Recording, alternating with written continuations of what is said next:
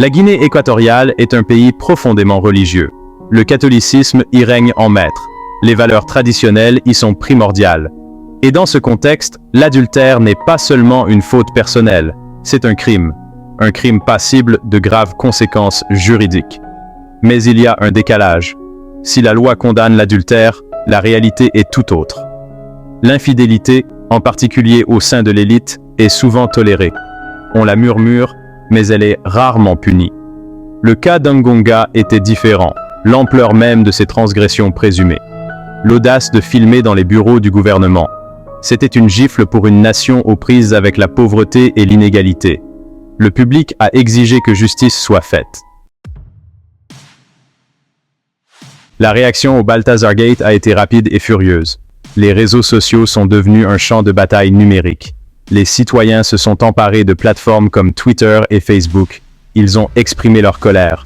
Ils ont exigé des comptes. Des hashtags tels que Cheer Balthazar Gate et Justice pour la Guinée équatoriale ont été en tendance dans tout le pays. Des mèmes moquant Ngonga ont inondé l'Internet. Le scandale est devenu incontournable. Il a dominé les conversations dans les foyers, sur les marchés et dans les taxis. Pour la première fois, de nombreux citoyens se sont sentis en mesure de dénoncer le gouvernement.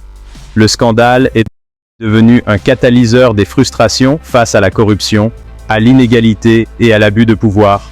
Les réseaux sociaux, autrefois un outil de divertissement, sont devenus une arme de dissidence. Section 4. Au-delà de l'alcôve, l'emprise de la corruption se resserre. Le scandale sexuel n'était que la partie émergée de l'iceberg. En creusant davantage, les enquêteurs ont découvert un réseau de corruption. Il s'est avéré qu'Ngonga était accusé d'avoir détourné des millions de dollars. De l'argent destiné à la population de la Guinée équatoriale. Des allégations de corruption, de blanchiment d'argent et d'abus de pouvoir ont fait surface. Le train de vie somptueux d'Ngonga, voitures de luxe, vêtements de marque, propriétés de luxe, a soudainement été mis en évidence. C'était un contraste saisissant avec la pauvreté que subissent de nombreux citoyens. Le scandale a révélé la pourriture qui ronge le gouvernement de la Guinée équatoriale. Il a montré comment une culture de l'impunité a permis à la corruption de prospérer. La question était de savoir si quelqu'un allait devoir rendre des comptes. Section 5. Une nation à la croisée des chemins. La route à suivre. Le Balthazar Gate a plongé la Guinée équatoriale dans une crise. Le scandale a érodé la confiance du public dans le gouvernement. Il a terni l'image du pays sur la scène internationale. Le gouvernement a dû faire face à une pression croissante. Les appels à des réformes se sont faits plus pressants. Les citoyens ont exigé la transparence, la responsabilité et la fin de la corruption. La communauté internationale a suivi la situation de près, exhortant le gouvernement à prendre des mesures décisives. Le scandale a marqué un tournant critique.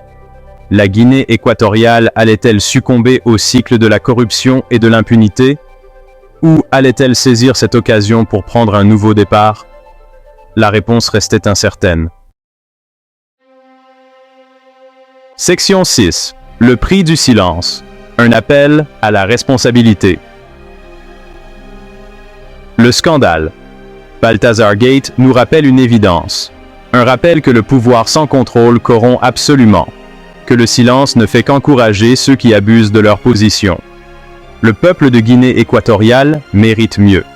Il mérite des dirigeants qui donnent la priorité à son bien-être. Des dirigeants qui respectent la loi, au lieu de se placer au-dessus. Des dirigeants qui sont responsables devant le peuple qu'ils servent.